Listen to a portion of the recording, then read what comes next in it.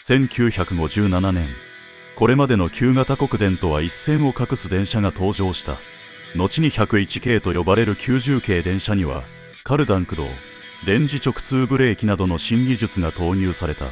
さらに1958年に90系電車を元にした特急用電車が登場した。翌年の称号規定改正により151系と名乗ることとなったこの車両は、早速東海道本線に新設された特急列車こだまに投入され、東京・大阪間を6時間50分、最終的には6時間30分で結び、両都市の日帰りを可能としビジネス特急と呼ばれた。この151系を皮切りに国鉄型特急電車の歴史が紡がれていく。こうして国鉄型特急電車は地域や時代の移り変わりに合わせさまざまな車両が登場し、その後も多くの車両が1987年の分割民営化を経て JR 各社へ継承され、20世紀から21世紀を走り抜けた。本動画では2012年以降に撮影された画像や映像を中心に国鉄型特急電車を紹介していく。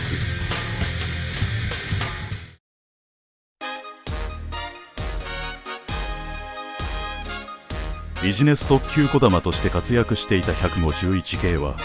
1959年に行われた高速試験走行で当時の狭軌鉄道世界最高速度となる163キロを記録し、新幹線開発へ貴重なデータを提供した。こうして1964年に東海道新幹線が開通すると、山陽本線や上越線へ活躍の場を移していった。山陽本線や上越線は途中急勾配が連続する区間が存在するため、151系は先に登場していた勾配線区向け仕様の161系と合わせて強力な電動機を装備する181系へ改造編入され、以降の新造車も181系に仕様を統一された。181系は上野・新潟間の特急時に加えて特急あずさや特急あさまなどへも投入され、直流電化区間の特急列車として1982年まで活躍した。同じく1964年には九州・北陸地方の交流 60Hz 電化区間の地方と直流電化区間を行き来できる481系が登場し、翌年には交流 50Hz 区間に対応した483系が登場。1968年、国鉄の白紙ダイヤ改正43等に合わせて国鉄型特急の決定版ともいうべき485系が登場。交流 60Hz、50Hz、直流の3電源に対応し、日本各地の電化路線でその姿を見るにまで至ったのだ。1972年には151系からのボンネットスタイルに変わり、新たに前面に後述する583系に準じた貫通扉を配置した200番台が登場し、1974年には貫通扉を配した300番台が登場し、東北地区へ多くが配置された。また同じく1974年には北海道向けの1500番台が登場。運転台上の前照灯は雪による視界不良に対応するために灯に増やされているのが外観上の特徴だ。残念ながらこの1500番台は北海道の雪による車両の故障に悩まされることになった。そこで1979年に本命の北海道向け特急車両781系が登場し、485系1500番台は本州へと戻っていった。最終的に485系は1976年から製造された対艦対接機能を強化した1000番台を最後に1979年で製造を終了し、一区切りとなった。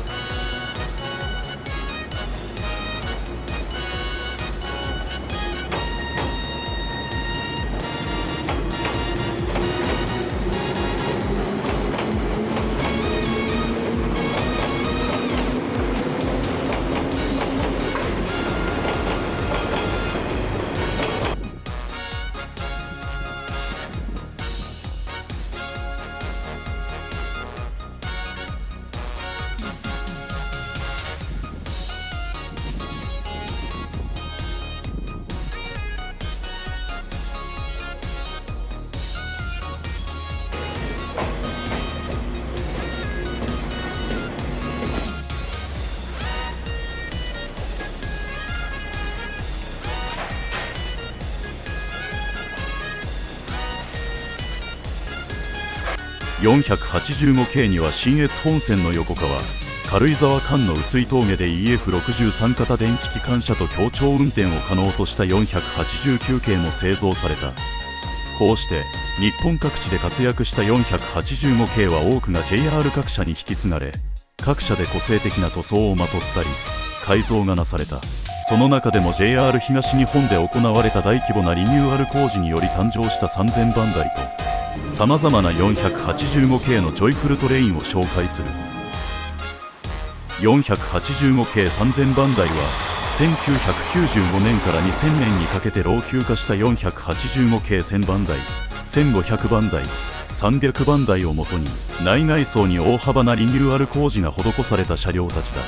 まず先頭車両の前面形状は従来のデザインに対して大幅に変更されている。運転室の屋根部分の鋼体は交換され1枚窓となり、前照灯は HID、 テールランプは LED となり位置や形状も変更された。そして特徴的な前面の FRP マスクを装着し、ヘッドマークは LED 式となった。車体側面の窓も大きく拡大されており、ドアも交換された。車内のインテリアも従来の485系と比べて最新の車両に劣らないほどにリニューアルされており、シックな配色の化粧板に交換され、天井は低く平らなものとなり、エアコンの吹き出し口も目立たなくなった。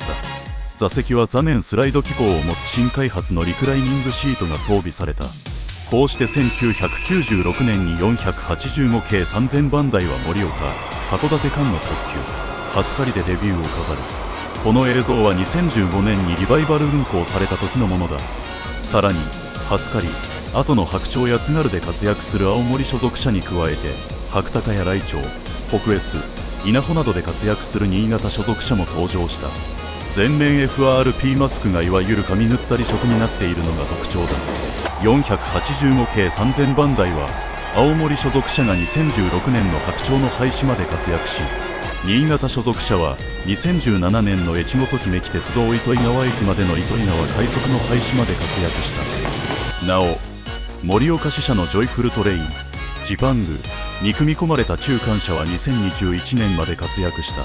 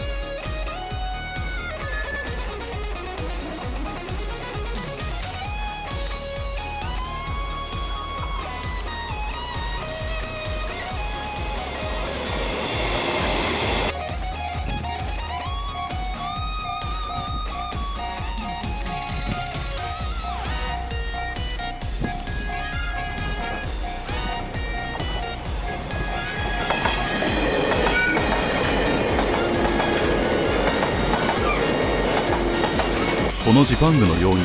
485系には観光用、団体用に改造されたジョイフルトレインが数多く存在した。ジパングは2012年に行われた岩手デスティネーションキャンペーンに合わせて登場した盛岡支社のジョイフルトレインだ。もともとは高崎支社のお座敷ジョイフルトレイン山並せせらぎがリゾート山鳥に再改造された際に余剰となった山並の先頭車と青森車両センターに所属していた485系3000番台の中間車を組み合わせて誕生したのがジパングだ。ジパングは2012年のデビュー以来、岩手県を中心に臨時列車として運転され、2021年に引退した。このように民営化直後のバブル期以降、JR 東日本では485系を改造したジョイフルトレインが多数登場した。勝田車両センターに所属するリゾートエクスプレス U も485系改造のジョイフルトレインであるが、485系から直接改造されたわけでなく、機器などを流用し、車体は651系に準じたものが申請された事実上の新造車と言ってもいいものである。当初は欧風電車として完成した U であったが、1998年にお座敷車両へと再改造された。しかしイベント車両であるサロ485 1は登場当初のバブル期の世相を反映したディスコフロアを最後まで備えていた。リゾートエクスプレス U は JR 東日本管内での団体臨時列車などとして各地を走り抜け、2018年に引退した。のどかは JR 東日本の485系改造ジョイフルトレインの第1弾として1990年に登場した新潟支社のシルフィードをカーペット車に再改造した列車だ。485系に分類されているが種車となったのは189系の中間グリーン車であり、戦術のリゾートエクスプレス U と同じく機器を流用の上、車体は申請された事実上の新造車である。外観は国鉄末期に登場したパノラマエクスプレスアルプスと同じく運転台下に展望スペースを持つデザインとされ、全面展望を楽しむことができる。先頭車の連結機は密着自動連結機とされ、さらに発電用ディーゼルエンジンを装備しており、機関車牽引により非電化区間で営業運転することも可能だった。のどかは2018年まで団体臨時列車を中心に活躍した。このキラキラウエツも新潟支社の485系改造ジョイフルトレインだ。2001年に登場したこの列車は羽越本線沿線の観光に重点が置かれており、2号車には駅弁や地酒などが提供される売店と喫食スペースが備わっている。キラキラ羽越は羽越本線新潟酒田間の臨時列車を中心に活躍し、2019年後継となるカリリにその任を託し引退した。この他にも485系にはニューナの花、宴、花、彩りといったジョイフルトレインが存在した。そして2022年12月、先頭車両が181系として製造され485系に編入されたという出自を持つリゾート山鳥が引退し、国鉄型特急電車の代表格であった485系の歴史が終焉を迎えたのだった。時は再び遡り1967年、世界初の寝台座席兼用の特急電車581系が登場し、関西と九州を結ぶ列車に投入される。昼は新大阪大分間の特急緑として、夜は新大阪博多間の寝台特急月光として運行開始。使用列車から月光型とも呼ばれたこの581系は直流と交流 60Hz の電源に対応していたが、翌年1968年の43等のダイヤ改正では交流 50Hz、60Hz、直流の3電源に対応した583系が青森に投入され、上野、青森間で昼は特急初狩り、夜は寝台特急白鶴などで活躍した。しかし1975年以降、各地で新幹線の開通が進むと583系には多くの余剰車が発生した。そこで583系を普通列車へと転用するため、扉の増設やロングシートの追加、中間車の先頭車化などの改造が施された。419系、715系が登場。419系は北陸地区に、715系は仙台地区や九州へ導入され、特に419系は2011年まで活躍した。583系は国鉄分割民営化により JR へと継承された。 JR 西日本に継承された編成は主に大阪・新潟間の急行北国として2013年まで活躍。 JR 東日本に継承された編成は多くの団体臨時列車や臨時列車の運用につき2017年まで活躍した。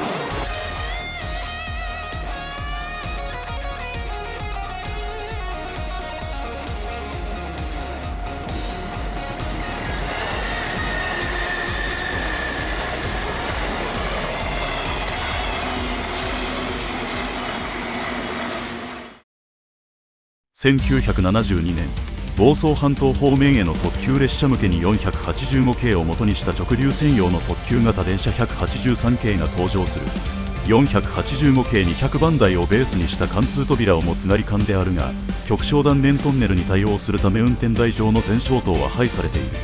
また普通列車の運用に入る場合を考慮して1両あたりのドア数を2枚に増やしているのも外観上の特徴だ。183系は房総半島方面への特急用の0番台が新たに投入され、1974年より181系置き換え用の1000番台の導入も進む。対艦対接機構がより強化された1000番台は485系300番台などと同じく貫通扉を持たない全面形状へ改められた。1975年には1000番台の使用を踏襲して189系の製造が開始された。先に登場していた489系と同じく碓氷峠にて補機である EF63 型電気機関車と協調運転を可能にした車両だ。183系1000番台は1984年に新潟に配置され、特急時で運行を開始。翌年には田町に配置され、157系による運用を置き換えた。189系は長野に配置され、特急あさまや特急あずさの運用に就いた。1987年の分割民営化を経て多くの183系、189系が JR 東日本へ継承されると、運用される列車に合わせて座席などのアコモデーション改良や個性的な塗装をまとう車両が現れた。一方 JR 西日本では485系から交流電源関係の機材を撤去または使用を停止する改造が施された車両が登場した。485系からの改造であるものの、制御装置や電動機などの主要な機器が183系と共通しているため183系に改版された。183系に分類されているが、車体構造や配線など細かな仕様は485系に準じているので JR 東日本に継承された183系とは特に関連性がない。 JR 東日本の183系、189系は2005年に定期の特急運用から撤退し、以降は季節臨時や団体臨時などで活躍した。2015年、最後まで残った普通妙高の定期運用からも撤退。2019年にはラストランを迎え、183系、189系は形式消滅した。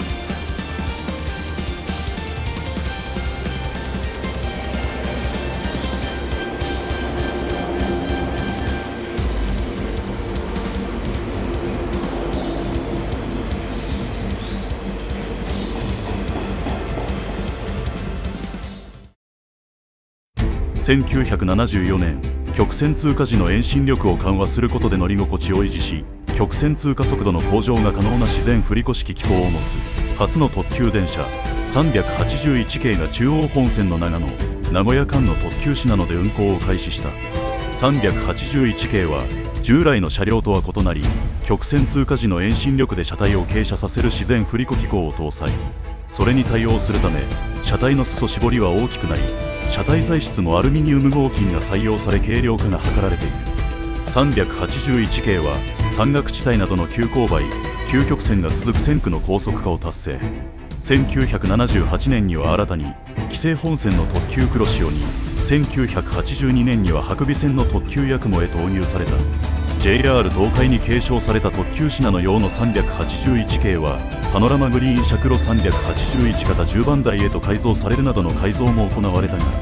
後継の383系の登場により1996年に定期運用から離脱。その後は波動輸送用として多くの臨時列車で活躍したが、2008年にラストランを迎えた。 JR 西日本に継承された編成は引き続き特急黒潮や特急やくもで活躍。1990年代にはアコモデーション改良のための改造も始まり、座席や内装の交換や塗装の変更などのほか、中間グリーン車を改造したパノラマグリーン車も登場した。2011年からは姫野から福知山に一時的に381系が貸し出され、北近畿地区での運用を開始。287系が出揃うと返却されたが、翌年の2012年からは別の編成が正式に福知山に転属。2017年まで在籍した。2006年にはヤクモスーパーヤクモのさらなるリニューアル改造が実施される。ゆったりヤクモの愛称が与えられたこのリニューアル車両は塗装の変更にとまらず、座席は683系と同じものに交換され、トイレの洋式化も行われ、一部の車両には簡易バリアフリー対応も施された。381系は黒潮に充当されるひねの所属の編成が2015年に撤退。出雲に所属していたヤクモ用の編成は末期は唯一定期運用を持つ国鉄型特急電車であったが、2024年に新型車両273系の導入に伴い定期運用から撤退。2025年1月に臨時を含めた運用を終了した。これにより日本国内におけるすべての国鉄型特急電車の営業運転が終了し、3月には381系全車が廃車となり、形式消滅となった。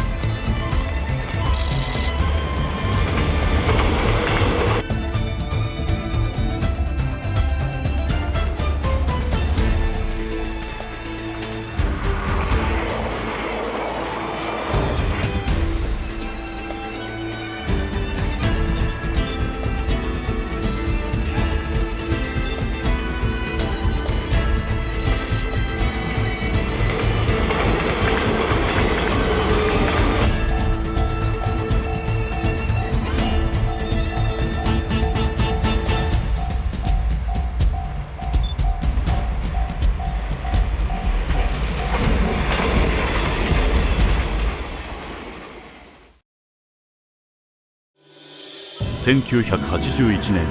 伊豆方面への急行伊豆と特急天城を統合する形で新たに特急踊り子が登場。